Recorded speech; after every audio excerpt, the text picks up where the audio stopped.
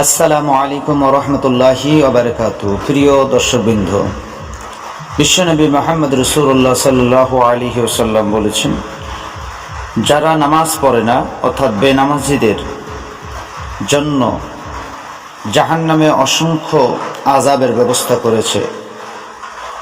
তাদের জন্য বিশেষ করে একটি অজগর সাপ আল্লাহ পাক রেখেছেন, যে অজগরের সাপটি নিজেই বলবে,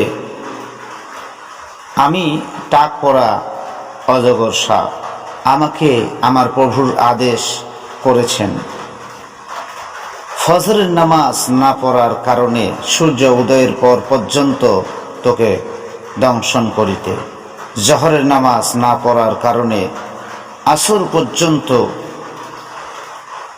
আসরের নামাজ না পড়ার কারণে সূর্যাস্ত পর্যন্ত দংশন করিতে, মাগরিবের নামাজ না পড়ার কারণে এশা পর্যন্ত দংশন করতে, এশার নামাজ না পড়ার কারণে ফজরের নামাজ পর্যন্ত সেই ব্যক্তিকে দংশন করিতে যিনি এশার নামাজ পড়ল না, এশার নামাজ না পড়ে ঘুমিয়ে গেল, ফজর পর্যন্ত তাকে দংশন করবে।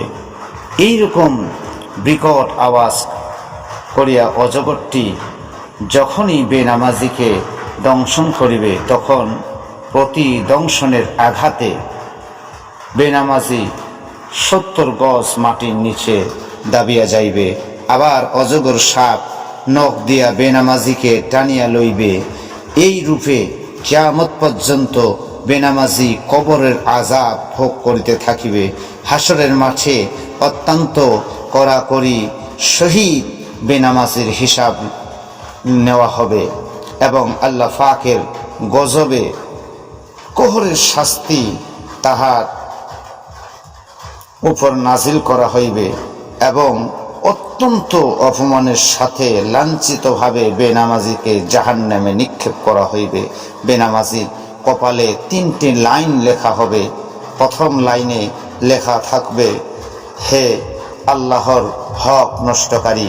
দ্বিতীয় লাইনে লেখা থাকবে, হে আল্লাহর গজবের পাত্র।